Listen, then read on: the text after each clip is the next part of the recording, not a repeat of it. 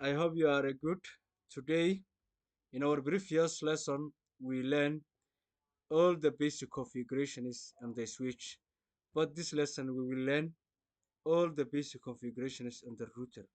So we will build a small topology consist of router and PC, and then we will connect the console cable. How to make all the configurations on the router. So I will click the routers and I will take that router.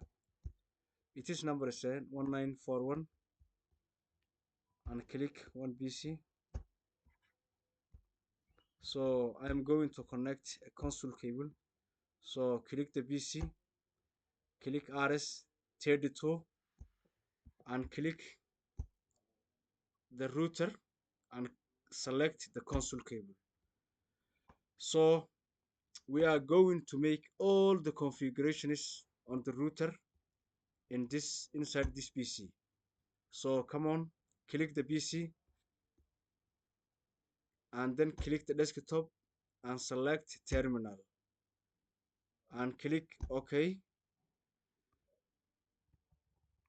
So no, when we are talking about the user navigation, there are three stages of user navigations. So in the first stage is called user mode, and the second step is called privilege mode, and the third step is called user and global configuration mode. So in the this in here, this one is a user mode. When we are going to go in privilege mode, you will write enable, and that is a privilege mode, and this one is a global configuration mode. So if we start in our lesson, so we will start in a host name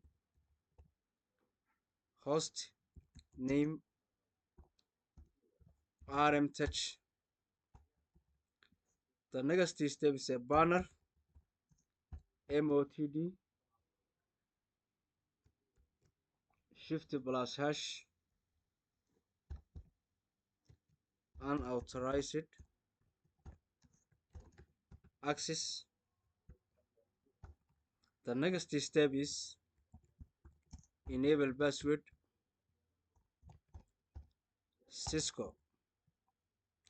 The next step is a line console 0, line console one user can access. So the password is Cisco.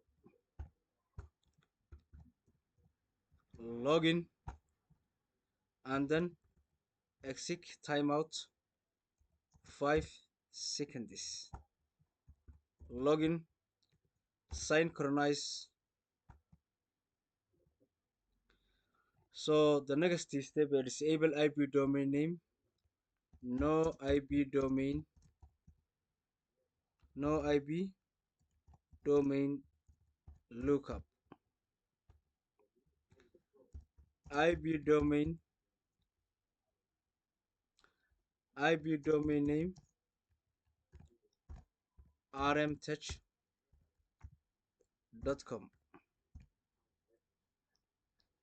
Okay, username admin, password Cisco. Okay, do show run.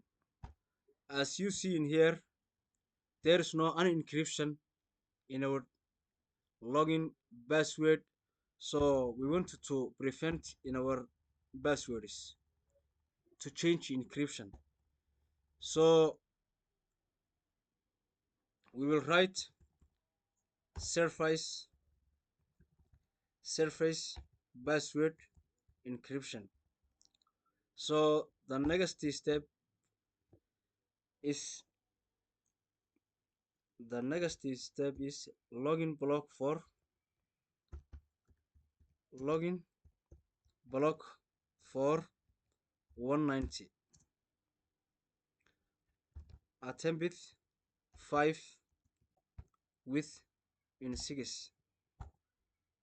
So, and the next step is set clock. So when you are going to make a configuration to set a clock, so you will back one step, so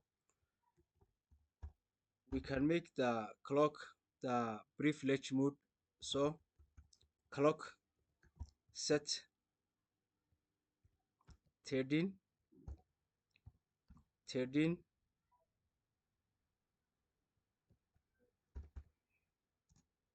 so 20. Okay, April 6 2024. Okay, what's the next step? The next step is view and running. Okay, we will return the global configuration config do show start. So it's not present because we will not save any configuration. So we will see after when we could make the saving of the configuration. So when you are going to save your configuration, you will write this easy command. So you write only do write. So we'll write no do show start. As you see in here, there is all in our configuration we make. So thank you very much, guys, and we will see you in the next class. So please subscribe, share, and like. Thank you.